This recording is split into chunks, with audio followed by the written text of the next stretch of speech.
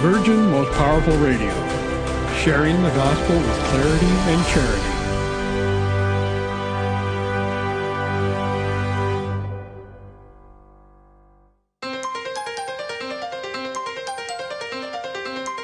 And now, Virgin Most Powerful Radio is pleased to present Hands-On Apologetics with renowned Catholic author and apologist, Gary Michuta.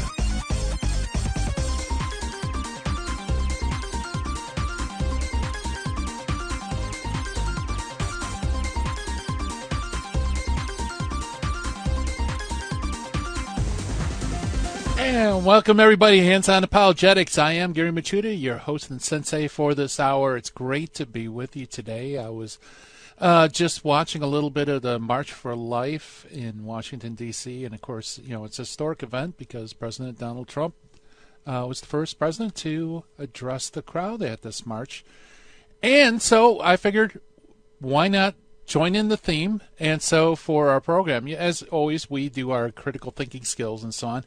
On Fridays, we do propaganda techniques.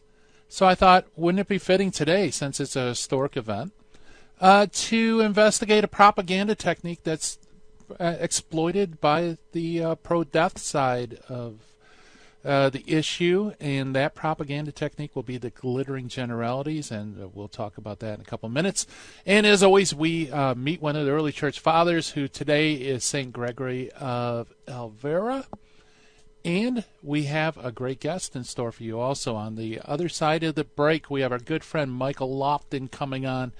Michael's with Theology and Reason, which is a remarkable podcast ministry.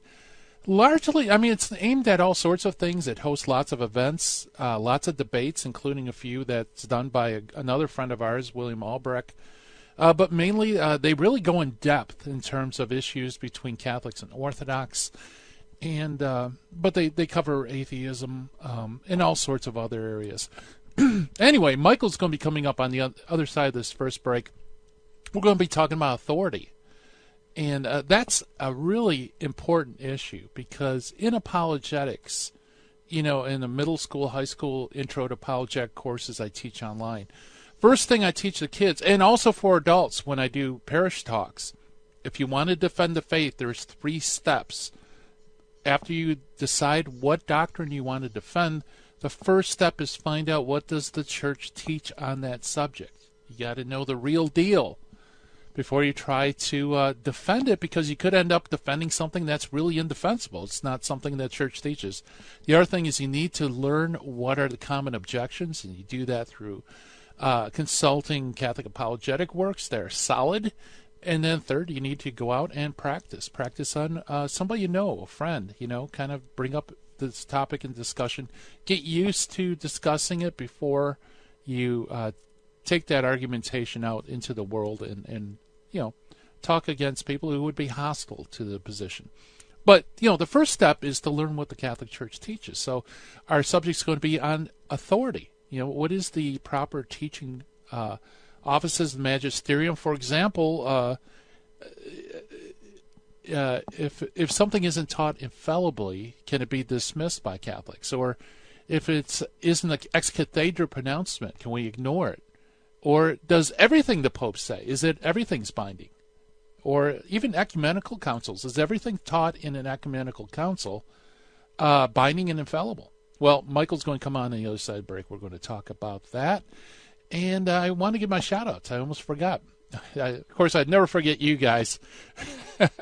Give my shout-outs to those watching live stream on Facebook and YouTube. Hello. Welcome aboard. Thank you for the emojis. I appreciate it. And also, I want to thank all of you listening on radio and also podcasts around the world. Greetings and welcome to the dojo. I guess without further ado, why don't we jump to our Finding the Fallacy? Like I said, it's a propaganda technique, and it's one that's used a lot for promoting anti-life legislation and stuff. And that's glittering generalities. What are glittering generalities? Well, there are some terms that are so positive that pretty much anybody would be attracted to it, would want it. In other words, they glitter so much, you know, you want to possess it. And these terms it would be insane to be against them, you know. Now, let me give you some terms like empowerment or choice or change or progress or hope. Who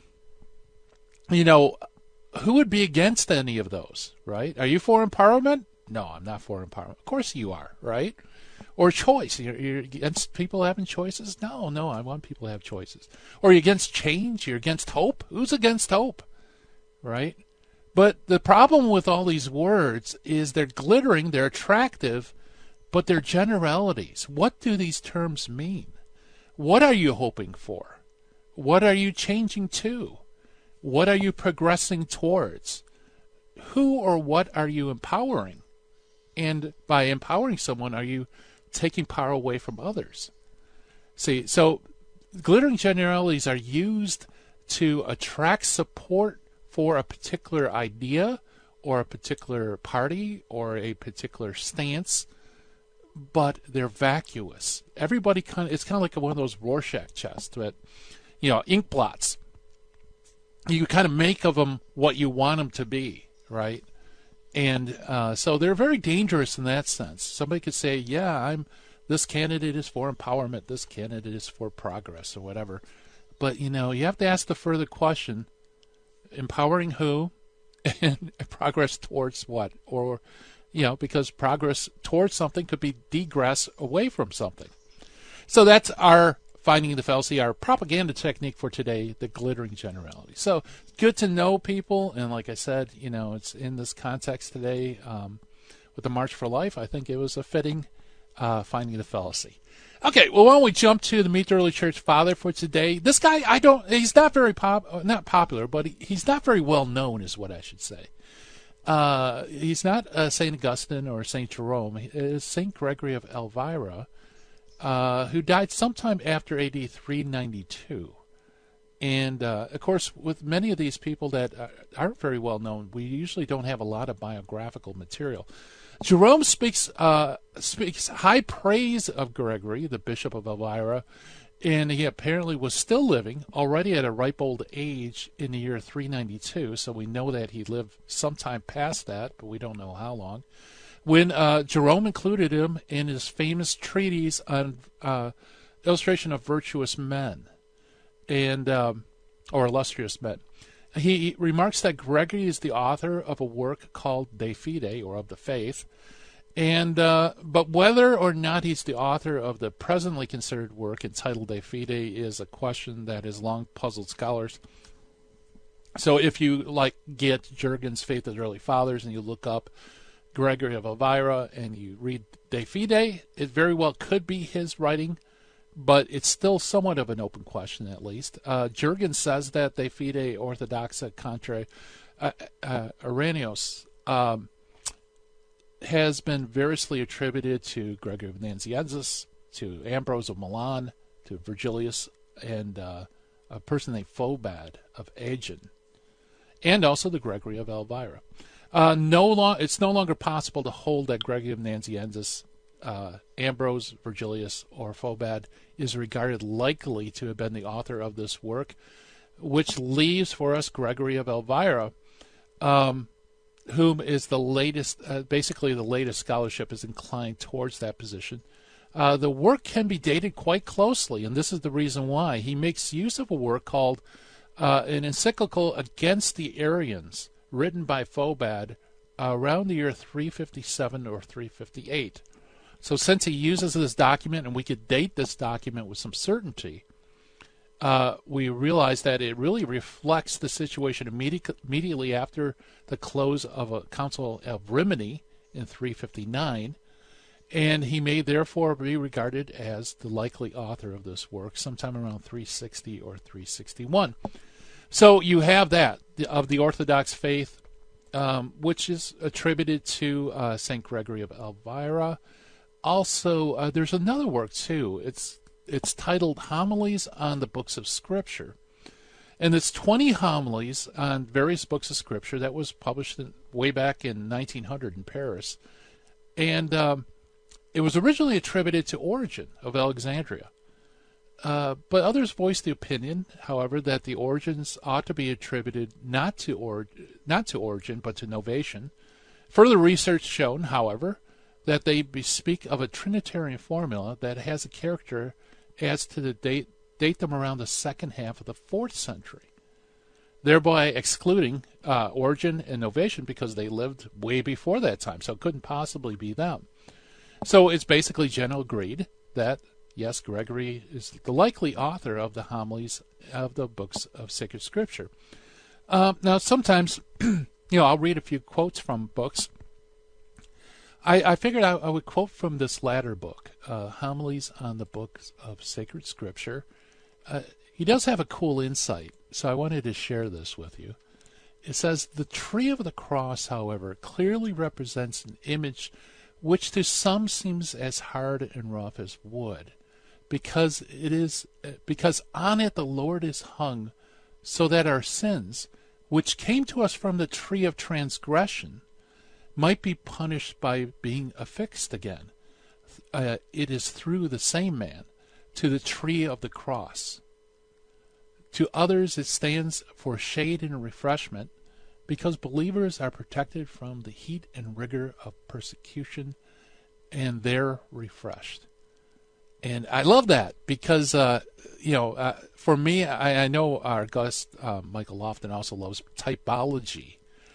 And so when reflecting on the tree of the cross, Gregory points us to the original tree, the tree of the knowledge of good and evil, the tree of transgression that Adam partook of and started the rebellion against God. And so he says the cross, the tree upon which Christ was crucified, in a sense, is like the antitype of the tree of knowledge of good and evil. It's through it that our transgressions are wiped away. So I love that quote. I want to share it with you. Coming up on the other side of the break, we have Master Apologist Michael Lofton on. We're going to be talking about authoritative teaching. How can you tell? Stay tuned, folks.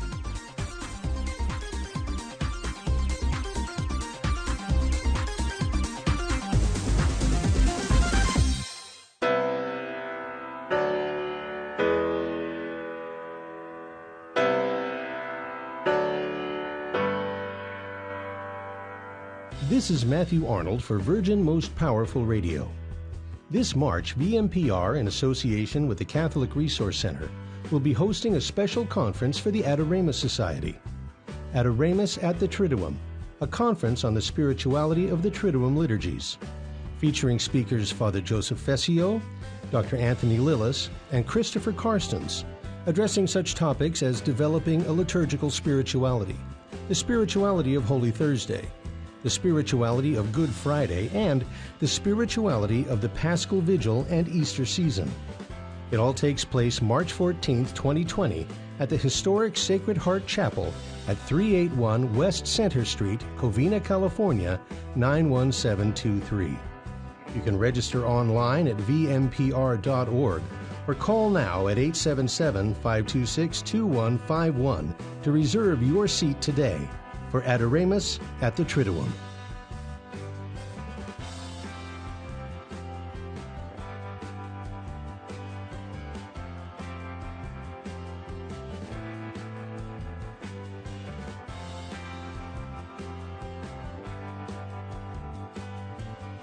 Genesis 1:27 says, "God created man in his own image. Male and female he created them." According to Pope St. John the 23rd, it is not true that some human beings are by nature superior and others inferior. All human beings are equal in their natural dignity. May God help us to look upon everyone as a person created in His image and likeness, and treat everyone the same without favoritism or prejudice. Buying or selling your home or your business property? This is Terry Barber. Real Estate for Life underwrites the Terry and Jesse Show, and they can connect you to one of 900 pro-life real estate agents around the world. And when they receive their referral fee, they will give 80% of it to a pro-life organization. Wow, that's 80%. realestateforlife.org, 877-LIFE-US1. Now, back to Hands-On Apologetics with Gary Machuda. If you'd like to join the conversation, call 888-526-2151. 2151. Here's Gary. And welcome back, everybody, to Hands-On Apologetics. Well, like I said at the beginning of the program, if you want to be a defender of the faith, the first step is always to find out what the church teaches. Now, in order to do that, you have to have a firm grasp of how and when does the church authoritatively teach something. And to help us navigate those waters, we have Master Apologist Michael Lofton on. Michael is a graduate of Christendom College, Graduate School of Theology, where he received a Master's of Arts in Theological Studies.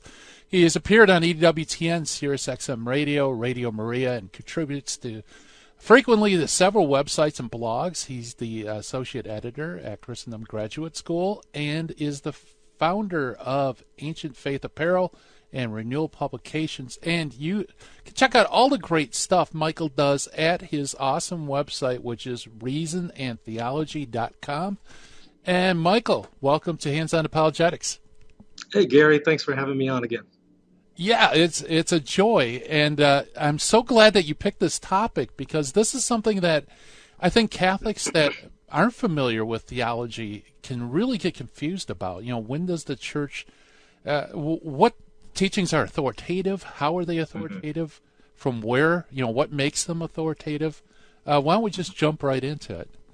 Yeah, and it's really not even just a problem with non-Catholics, such as Eastern Orthodox or Protestants. It is an issue even among Catholics, because you'll hear a lot of Catholics say, well, if it's not taught infallibly, then I can dismiss it. Or if it's not taught ex cathedra, then I'm free to ignore it. And then on the other hand, you'll also hear some Catholics say, well, if the Pope says it, then it's binding. You know, doesn't matter where he said it. If he just said it on a flight interview or something, it's binding. It's authoritative.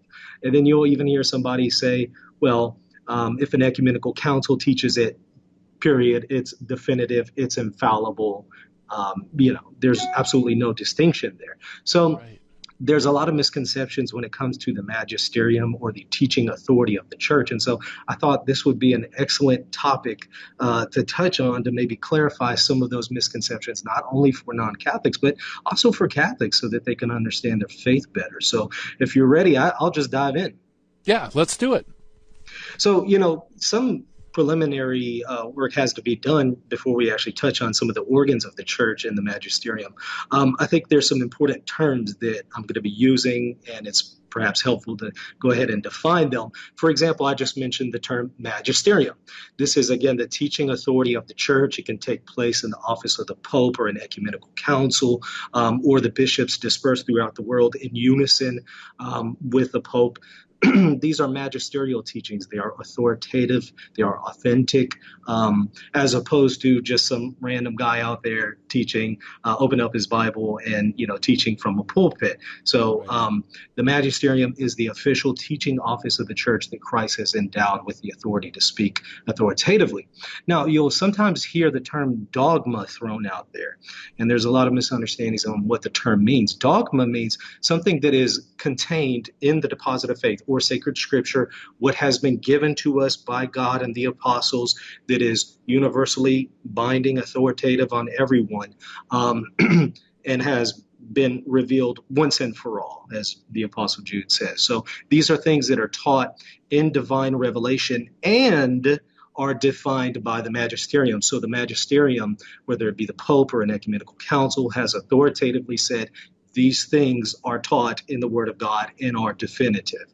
So that's what dogma is, as opposed to just certain doctrines that there might still be questions on their status, whether or not they're definitive or not.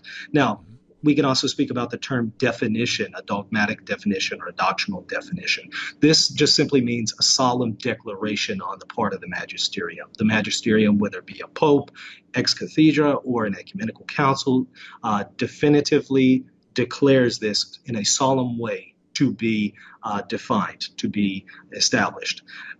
You'll also hear it, like I just used the term definitive, and this just means irreformable. It can't be reformed. It can't be undone. If they teach it definitively, there's no coming back from it. So it can be synonymous with infallible.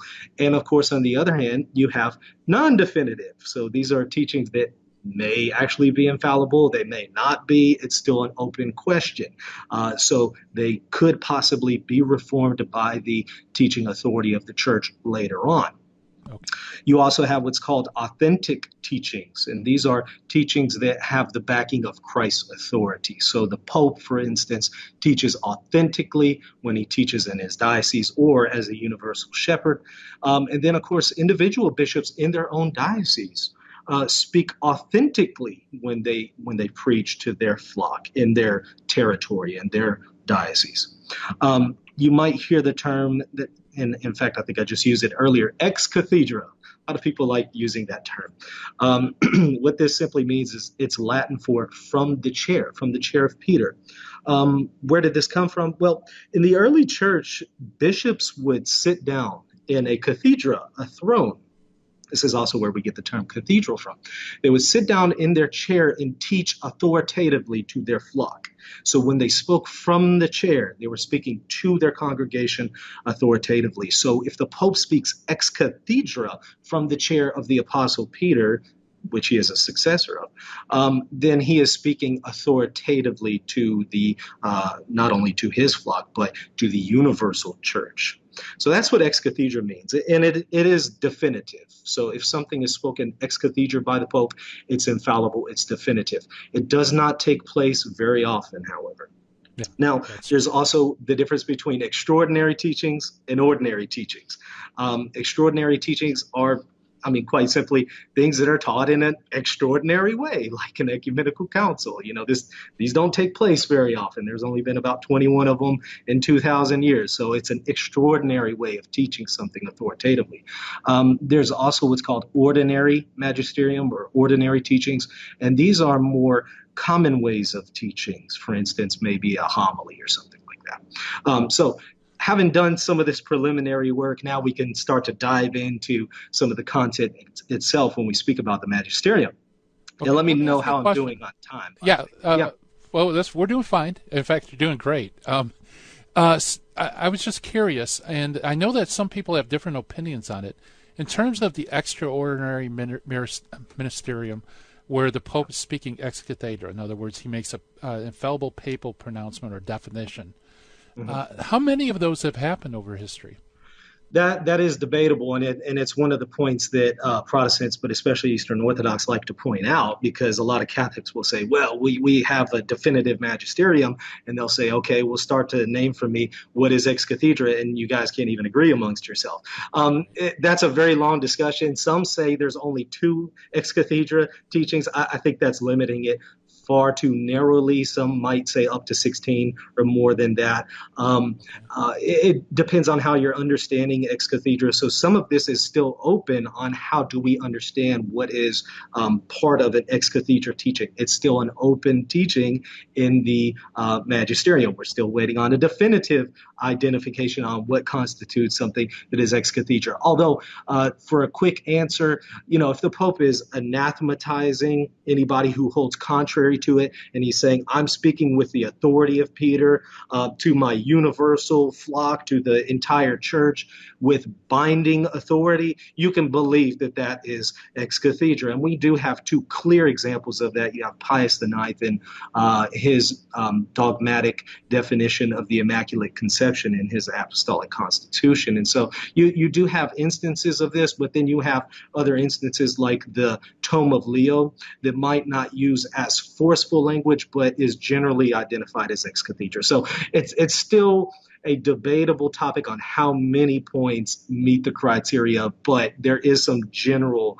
criteria to determine what is ex cathedra. Yeah. So even if you gathered all of those together plus the ecumenical councils, you're still extraordinary teaching still is quite small. Yeah, it really is. Now we're going to be talking a little bit about the ordinary and universal magisterium, which is much more widespread, and it can be definitive. So it's not as if unless it's ex cathedra and unless the ecumenical council defines it as a dogma, then it's not definitive. there are some other means or organs that the magisterium can teach in a definitive way. For instance, the ordinary and universal magisterium, which we'll touch on. So there is a misconception that some people have there. Although I will say, yes, more things are taught non-definitively than are taught definitively. So I'd have to throw that out there. How are we doing on time? Well, we got about 3 more minutes. 3 more minutes. Okay, well, let me make a little bit of headway, if that's okay, into the different organs of the magisterium. We can speak about the pontifical magisterium, the conciliar magisterium, and then, as I just mentioned, the ordinary and universal magisterium. So let's maybe briefly unpack that. The pontifical or papal magisterium. This is the teaching office of the Pope, and he can teach in 2 ways. He can teach in an extraordinary fashion, like the ex cathedra teachings that we just mentioned, the Immaculate Conception by Pope Pius IX in his Apostolic Constitution, the Tome of Leo, and several other instances. So he can teach in an extraordinary way, in an infallible way, definitive way, but he can also teach in an ordinary way. For instance, a papal homily, a papal encyclical. Now, it is true the Pope could teach infallibly and definitively in a papal homily or in a papal encyclical. It would just be extraordinarily rare.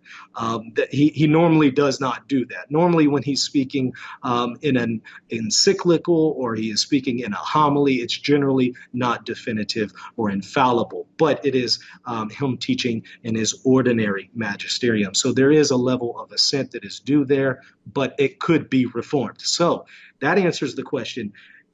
If the Pope says it, then it's infallible. Not necessarily. If he's teaching in his ordinary magisterium, it may very well not be infallible. Right. And you can see some examples of that, for example, with some of the recent ecological teachings and papal homilies. So we can also speak about the conciliar magisterium, and that is the magisterium of councils, namely ecumenical councils. And what an ecumenical council is, to define that properly, is a very, very long discussion for another time. There have been 21 ecumenical councils generally agreed in the Catholic Church. This is when the bishops of the Catholic Church assemble in a council as members of the body in union with the head of the body, the Pope, and they teach something in an extraordinary fashion, in a definitive way generally, and the Pope ratifies it as definitive and universally binding. This is an ecumenical council. What a lot of people don't know, and let me give you an example of that. You have Fourth Lateran Council 1215 that defined the dogma of transubstantiation. So there's an instance where an ecumenical council teaches something definitively, but a lot of people don't know there are examples where ecumenical councils teach in a non-definitive fashion. So not everything that is said by an ecumenical council is actually infallible, only if they're using definitive language. And we can speak about what that definitive language is. Yeah, good. In fact, we're coming up to the break, so this is a good place to stop. Yeah, very good. We're chatting with Master Apologist Michael Lofton on teachings of the Church. You know, what is authoritative, what is binding, what's infallible. More to come on the other side of the break, folks. You listen to Hands On Apologetics. Stay tuned.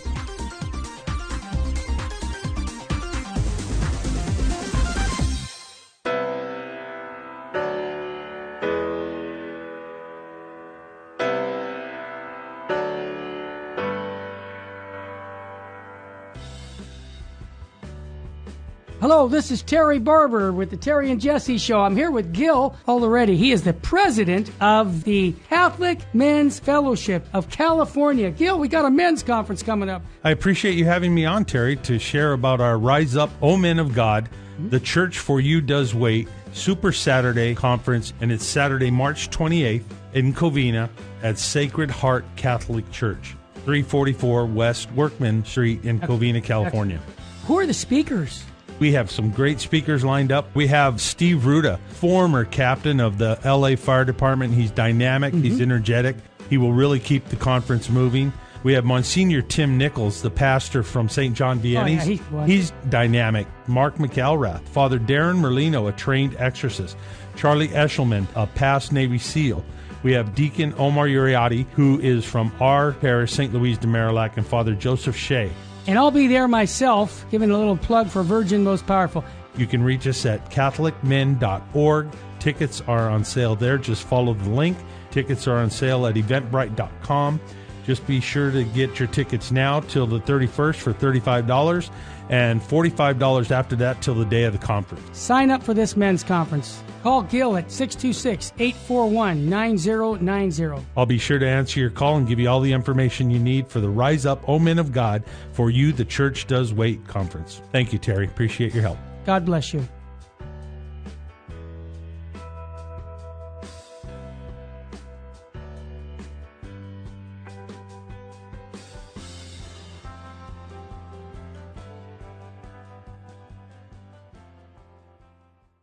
Buying or selling your home or your business property? This is Terry Barber. Real Estate for Life underwrites the Terry and Jesse Show. And they can connect you to one of 900 pro-life real estate agents around the world. And when they receive their referral fee, they will give 80% of it to a pro-life organization. Wow! That's 80%! realestateforlife.org, 877-LIFE-US1. This is Jesse Romero. You're listening to Hands-On Apologetics with Gary Machuda on Virgin Most Powerful Radio. And welcome back, everybody. We're chatting with Master Apologist Michael Lofton about what constitutes the authentic teaching of the church, the proper teaching. Is everything infallible? What isn't infallible? And Michael, you did an awesome job outlining, the magisterium, the teaching office of the church. You have the papal magisterium and conciliar magisterium. The papal teaching office can be extraordinary or it can be ordinary. The conciliar magisterium can be extraordinary, such as through ecumenical councils, defining things. And then you just touched on a really interesting distinction that I think a lot of Catholics aren't aware of, and that's the ordinary teaching of a conciliar magisterium. Yeah, absolutely. This is definitely something most people are not aware of because, again, they think if it's taught by an ecumenical council, it's definitive. Not necessarily. Though an ecumenical council is an extraordinary event, not everything taught by an ecumenical council is taught with the extraordinary magisterium. Some things in an ecumenical council can be taught with the ordinary magisterium, meaning they're teaching authentically. It is authoritative. However, some of the things that an ecumenical council teaches may not necessarily be definitive. They may not necessarily be infallible or infallibly binding. It could be reformed later on by an equally high theological weight, is what we would call it, by another ecumenical council or by a pope giving an ex cathedra teaching correcting that thing that was taught by the ecumenical council ordinarily. So a perfect example of this is the Second Vatican Council. The vast majority of the Second Vatican Council falls under ordinary teachings, and we know this because the magisterium has actually said that. There are arguably, at least there's one instance where it taught the sacramental character and efficacy of the episcopate definitively. Before that, it was not necessarily a settled matter. So arguably, Vatican II taught that definitively, but everything else is essentially would fall under the ordinary magisterium unless it's simply repeating something that was already taught definitively and infallibly in a previous council or by a previous pope. Yeah. So we can't just look at a Vatican, an ecumenical council and say, well, it says it right here, therefore you have to believe it, period, it's irreformable. You might have to give some assent to it unless you have extreme cause to withhold that assent. But it doesn't necessarily mean that it's irreformable. The church itself, not necessarily you as a private theologian, but the church itself could reform it. Now, there's also what we call the ordinary and universal magisterium. This is something the vast majority of people who talk about the church do not know about. And it's very sad because it leads to a lot of misconceptions on the part of non-Catholics, but also Catholics themselves. It's not to be confused with the ordinary magisterium. The ordinary and universal magisterium is something else. This is when all of the bishops dispersed throughout the world in unison with the Pope definitively teach something. So they might not be assembled in a council. They might be sitting around in their diocese, but right. They all unanimously teach something definitively in union with the Pope, that too is definitive, that too is infallible and universally binding. Also, what falls under the same category is previous bishops throughout the ages. If they, for instance, in their catechisms as bishops, have taught something definitively, you have this unanimous consent or general consent of bishops throughout the ages who taught something as definitive, even though they didn't assemble in a council and they were in union with the Pope. That is definitive. And that means a lot of the doctrines that people think are open to debate are not open to debate. A perfect example of this is the male-only priesthood. The Catholic Church has never, in an extraordinary fashion, solemnly defined it as a dogma. However, the ordinary and universal church has proposed this definitively throughout the ages. So it is definitive. And you see that uttered by John Paul II, who uttered it was already universally binding, so he didn't need to give some kind of ex cathedra teaching on the matter. This is, again, something most people miss. Yeah. And it's so important, too, because it really is. Most of the teachings of the church fall within the ordinary and universal magisterium. A lot of things haven't been defined. And, it'd be weird if we didn't have this ordinary and universal magisterium.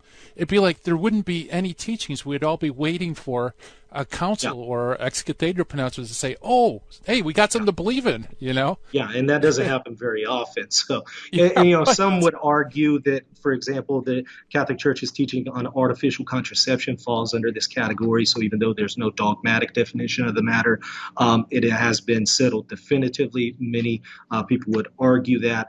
Some would say, well, you have to establish that it has been definitively taught by the ordinary and universal magisterium, and you have to do that through the consensus of the theologians. And since many theologians today do not assent to this and do not have a consensus on it, they would argue it's not part of it, the ordinary and universal magisterium. So that's still an ongoing debate. Now, I do want to point out, however, if you go into older documents of the church, maybe something from the 19th century or something like that, you will see people talk about the ordinary magisterium, but what they mean by that is not what we mean by the ordinary magisterium, like just a regular papal homily or something. What they meant is what we would call the ordinary and universal magisterium. That was a term that Vatican I used, but prior to then, they didn't really use that term, but that's what they were meaning. So if we go back and look into previous documents, we could get confused very easily. Also, if you go back and look at some of these older documents, especially in the early Middle Ages, you might see the Pope using very forceful language that sounds like he's defining something ex cathedra. But we have to understand the way the popes were using those terms back then wasn't necessarily definitive, and we have evidence on why they did not intend it to be definitive. So we have to be very careful with the language that we use today, reading back into older magisterial documents. That's a mistake a lot of people fall into. Now, there's different levels of teachings, different gradations, if you will. And I want to mention a few here that come from the Professio Fidei, the profession of faith that John Paul II released. I forget what year. But he releases this document, and it gives a profession of faith that Catholics are supposed to adhere to. And it has three main paragraphs at the very end that the Congregation for the Doctrine of Faith gave a commentary on. It's called the Concluding Paragraphs on the Professio Fidei, again, released by the Congregation for the Doctrine of the Faith. This is one of the arms, if you will, of the Pope in the Vatican that teach authoritatively but not necessarily definitively. And what they say in this commentary is there's three paragraphs here. First and second level teachings, or first and second paragraphs, or teachings that follow in those paragraphs, are definitive. They are infallible. They cannot be undone. But things that are taught in the third paragraph could be reformed. And let me break down each paragraph and give you some examples. So the first paragraph, which is definitive, are things that are taught in the Word of God by divine revelation and are defined by the church. The magisterium has proposed these things as revealed by God and binding on the church. These are what we call, again, dogmas. So your Christological dogmas fall under this category. For instance, Nicaea 1. When it says that Jesus is consubstantial with Father, same substance with the Father, homoousia. That is something that Nicaea proposes definitively, dogmatically, and falls under this category. It's something that's taught in Scripture, and the church proposes it as infallible or definitive. Then you have second paragraph teachings, also definitive, meaning they can't be reformed. They cannot be undone. They are infallible, but they are not necessarily revealed directly or immediately by God. So it's not necessarily something that God proposes in sacred Scripture, in divine revelation. These are more teachings that are definitive because they have a logical or historical connection to what is dogmatic. So a perfect example is canonizations of the saints or the illicitness of prostitution. These are not necessarily things that are taught. For example, the canonization of the saints. Where is it in the Bible that, Padre Pio is a saint? It's nowhere in there.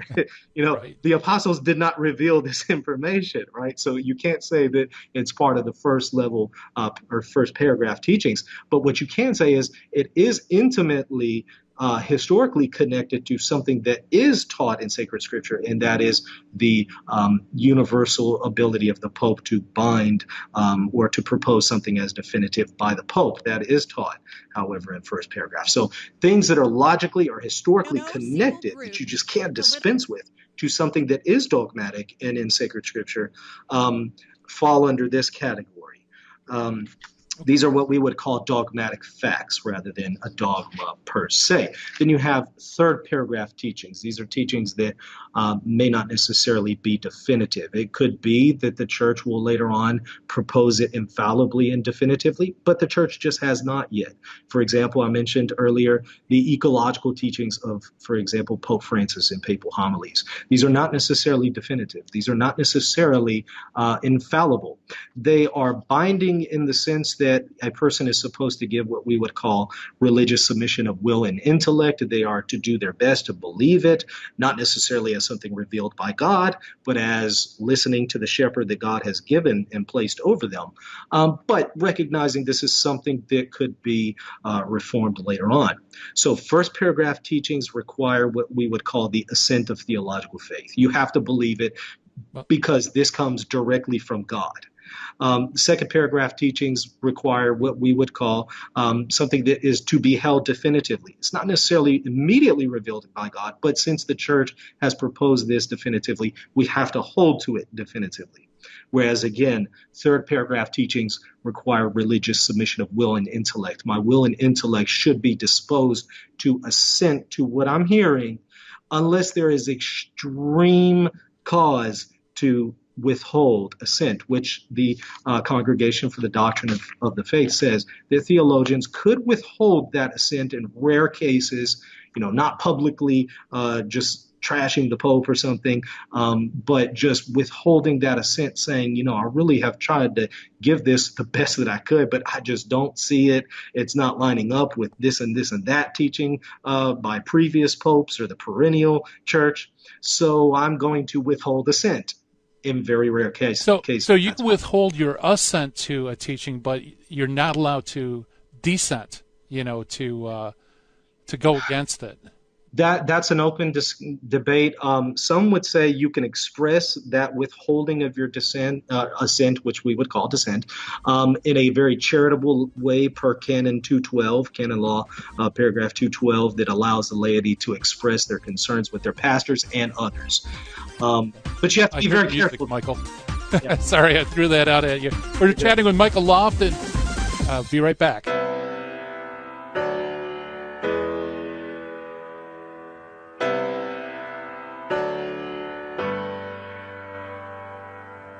Hi, this is Terry Barber. I want to share with you a wonderful program called The Legacy of Love and Devotion. Well, what is it? Well, it's where you share your life and love of your Catholic faith with your family for the next century and beyond. Let's face it, our Lord is going to call you home at some time, and how are you going to evangelize your relatives in the future? Well, by coming into my studio by a telephone call and telling your story of how you love Jesus and Mary and the church, and giving information to your grandchildren and beyond their love for the Catholic faith. How does it work? I'm going to tell you more if you call me on my cell phone, 661-972-7872. and I'll give you all the details of how you can pass on your Catholic faith to the next generation and the following generations.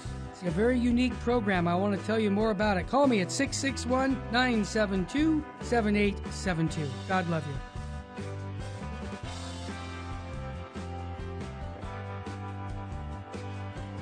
Psalm 119 says, "Your word is a lamp for my feet and a light to my path." According to St. John Paul II, being a Christian means saying yes to Jesus Christ. It consists in surrendering to the Word of God and relying on it, but also endeavoring to know better and better the profound meaning of this Word. May God grant that we always rely on His Word, read it often, and put it into practice.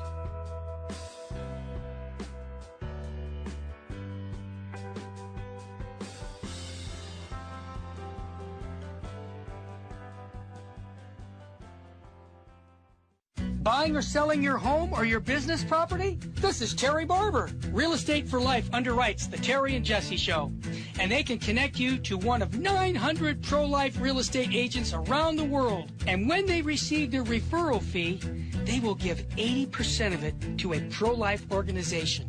Wow, that's 80%. realestateforlife.org, 877-LIFE-US1. Now, back to Hands-On Apologetics with Gary Machuda. If you'd like to join the conversation, call 888-526-2151. Here's Gary. And welcome back, everybody. We're chatting with Michael Lofton, and Michael's given us a clinic on, clearing up this really complex issues of, what is authoritative teaching, what is infallible teaching, what requires the assent of faith, and we haven't even touched on degrees of certainty, so maybe we should maybe touch on that before the time. Yeah, and let me also clarify something that I just said there right at the end, because the break kind of didn't allow me to finish something that could be misconstrued. When it comes to dissent, first of all, nothing that is taught definitively can be dissented from, period. You cannot dissent from it. So anything that is taught dogmatically or by a dogmatic fact or by the ordinary and universal magisterium that is proposed to be held definitively, you cannot dissent from that. Absolutely not. Not without causing serious grave to your, grave state to your soul. You could be in mortal sin for doing so. Now, when we speak of dissent, though, that is permitted by the Catholic Church according to the Congregation for the Doctrine of the Faith, we're talking about those things that are taught in the third paragraph, so they're not necessarily definitive. The Church has not proposed them to be definitive, like the ecological teachings of Pope Francis. But we also cannot just be quick to dissent either. What the disposition has to be to assent. One has to be primarily disposed to assent to what is said unless there is grave cause to withhold that assent. What would be grave cause? What would constitute that? Well, let's say Pope Francis taught an ecological teaching in a papal homily, but let's just pretend that a pope had previously taught it with a higher theological weight, taught something the exact opposite of it. Well, obviously you would have to give assent to something taught with a higher weight rather than something taught non-definitively by a lower weight. But you would have to be a very good expert and knowledgeable in theology to really even make such a determination. And so you have to be very careful. I'm not saying that people should be out there dissenting readily and easily. In fact, it would be quite the opposite. So I just wanted to clarify that. And again, when we're speaking about judging different magisterial documents, that's because there are different theological weights is what we would call. They have different theological weights. For example, again, something taught by an ecumenical council, even ordinarily, so even not necessarily definitively, but just something that the ecumenical council teaches ordinarily carries a lot more weight than a papal homily. It does because by the virtue of the fact that you have more bishops assembled there in a more solemn fashion over something like a papal homily. So there is gradations here to teachings. And so we would have to examine what kind of magisterial document this is. Are there other magisterial documents of equal weight that say differently? What kind of force and language does the document use that would make me think that maybe this is something taught definitively rather than something that is reformable? And there's a whole lot that we would have to go into detail in really accurately weighing those theological documents. And this is something that most people don't do very well. So they don't know the theological weight to something. And so they try to pit this against that and try to say, well, the church is completely contradicting itself and therefore it can't be infallible. And this is just simply because they don't understand how to judge the theological weight of a document versus another document. Yeah. Now, we were talking about degrees of certainty. There's so much to discuss here. There's what's called theological notes. There are teachings that are dogmatic. There are teachings that are what we would call proximate to the faith, or just something that would be a safe teaching or a probable teaching. It would take quite a while to get into all the details on those. Maybe we can do that on another show. But I point that out because this is an example of how there are different weights. There are different degrees of certainty to something that is taught. There could be something that is taught definitively and dogmatically, and then there's something that theologians might agree about, but it's not proposed definitively. So there is also gradation there. And then there's also corresponding theological censors that the church could give to you if you disagree with one of those things. So if you disagree with a dogma, that's what we would call heresy. Whereas if you disagree with another teaching, it could just be called proximate to error or error in faith, just depending on what we are denying, what theological note we're denying. So there are censors the church could give to you. They're not very common anymore, unfortunately, but there are theological censors that could be slapped on you if you deny certain things. I think we should bring back the theological notes and bring back the theological censors, because it would help clarify so many of the issues today. But again, we don't have enough time to dive into them. So if you want, maybe we can go into some questions. Yeah, no, very good. And I agree with you. It would be very helpful if it was a little bit more engaged. And by the way, before I forget, for those listening that are into apologetics, or you want to find out what the theological notes generally are, there's a really good resource. It's Ludwig Ott's Fundamentals of Catholic Dogma. And it's basically a giant outline of the faith, and he attaches theological notes to different doctrine, and very helpful as far as kind of being a guide. But you're right, it kind of has fallen by the wayside in recent years. But I heard that it's kind of coming back now. It is, like but I mean, but overall, just since the theological manuals fell by the wayside after the Second Vatican Council, they've really have fallen into disuse. But of course, you note the most important one that most people know, and that is Ludwig Ott, his Fundamentals of Catholic Dogma. In the introduction there, he goes over what the theological notes are, what the theological censors are, and then in the entire book, when he's going and discussing matters of theology, he will give you the note. He will say, this is dogmatic. This is a doctrine of ecclesiastical faith. This is just a safe teaching. He will go and lay that out for you, which was very popular back then. Theologians for ages had been doing this, and they would tell you, this is, I propose this is something dogmatic. I propose this is a probable teaching. They would lay those things out in their theological manuals, and most people just don't do that today, and it's unfortunate. So I think it would be helpful if we got back to it. Yeah. So let's see. You did such a great job covering everything. That's certainly a resource that you need to pick up, because Michael did a great job, but he's just scratching the surface, and he'd be the first person to admit it. There's a lot to unpack, especially when it comes to, like I mentioned before, weighing different magisterial documents. There's a lot, because as I noted, you have to examine the use of forceful language. Does the organ say something is to be held, that it is definitive? Does it use some kind of force? It doesn't have to say those particular words. There's no magical formula, but you can tell by the use of the language whether or not it's definitive. So there's a lot that we could look into there when it comes to weighing theological documents, and hopefully we could do that on another show. Yeah, actually, that's something I really appreciate with your podcast is because you get into issues with orthodoxy. And this is kind of, that's a hotbed issue because you have to figure out, okay, what is definitive, what is not definitive. It may be an ecumenical council, but is it part of the council? That comes up a lot. You're touching on a very important issue because the Council of Florence, for instance, the Reunion Council, I want to say 1453, between Catholics and Orthodox, there are some things that are taught in Florence that are taught definitively. And then there's other things that are taught in Florence that are not taught definitively. They're part of the ordinary magisterium, even though it's an extraordinary event. But an Orthodox will look at Florence and will say, but Florence says it, so you have to believe it. So you can't say that there's some kind of rapprochement between us on this theological issue because Florence is barring you from making that conclusion. And that's because they have a lack of understanding of how the ecumenical councils work from a Catholic perspective.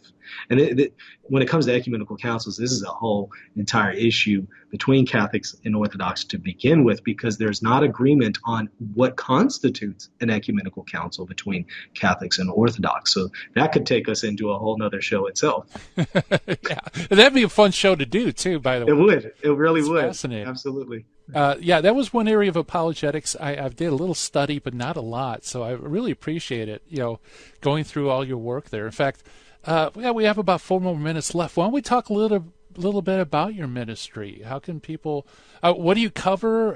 How do you decide what to be on the program? That type of stuff. Yeah, it's called reasonandtheology.com. That's the website. The YouTube channel is, of course, called just Reason and Theology. So if you just type that in on YouTube, you'll see the video cast there. And what we tend to do is we have Catholics, Orthodox, and Protestants, and sometimes atheists who will come on the show. Maybe we will throw out a topic and we'll discuss it in a roundtable fashion. So I'll throw out a topic and the Catholic will give their perspective, the Orthodox will give their perspective, the Protestant will give their perspective, and then they'll all discuss with each other their particular views and interact with each other in a formatted way. So it could be very fun. We might have shows where we do interviews with theologians on particular topics, and we'll just grill them. Like yourself, you came on and we grilled you on the canons. And you did a really good job. You did a really good job, by the way. So we'll have people who we interview and come on, and we'll ask them theological questions. And then maybe I'll do a video that is just analysis and commentary. For example, I might review something by an Orthodox theologian, maybe an article that they wrote. I might review it. I might review something that was written by a Catholic priest on whatever topic and review and say, here's some of the criticisms, or here's some of the things that they say that's really accurate. All kinds of stuff. Again, reasonandtheology.com. Yeah, I highly recommend it, folks, because it reminds me of the adult table. Remember when you're little, like the parents would put you with the other kids in the children's table and they'd be fighting and stuff like that. And then like you graduate to the adult table where you actually get into meat and potatoes discussions. Well, that's kind of like how your show is. It's like you don't put up with, childish, throwing around slogans and stuff. You really, in a very charitable way, go through some difficult issues.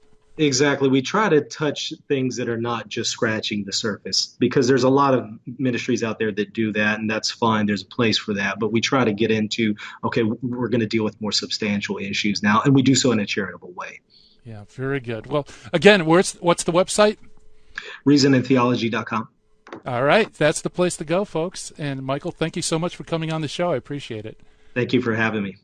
All right, Michael Lofton. And, check it out, folks. Lots of great material. And if you really want to get into in-depth in a charitable way, that is the ministry to check out. And, boy, I can't believe the hour has just flown. Coming up next, high-impact Catholic talk coming at you with the Terry and Jesse Show. And it's already time for me to shut down the Midwest Command Center and turn off the dojo light. I appreciate everybody tuning in and listening to this. And also, we will talk again, God willing, next Monday. So I hope everybody has a great weekend and hope to see you soon. Bye-bye, everyone.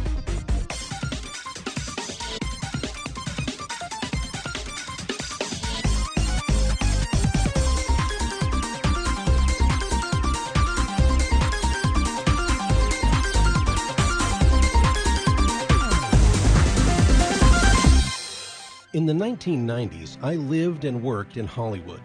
But when my wife Betty's mom took ill, we relocated to Orange County. And it was during this time in our lives that I converted to Catholicism. Once my eyes were opened to the truth, I couldn't learn enough about the faith. But I had less free time than ever, especially with a long commute. That's when I discovered the real value of Catholic audio. Listening to cassette tapes transformed my daily commute into a miniature retreat. And that's the beauty of Virgin Most Powerful Radio today. Since the podcasts are archived, you can listen anytime on our smartphone app. I know how listening to Catholic audio can bring you closer to Christ and His Church. So I encourage you to visit the App Store or go to vmpr.org and download the app today. It just might change your life. I'm Matthew Arnold for Virgin Most Powerful Radio.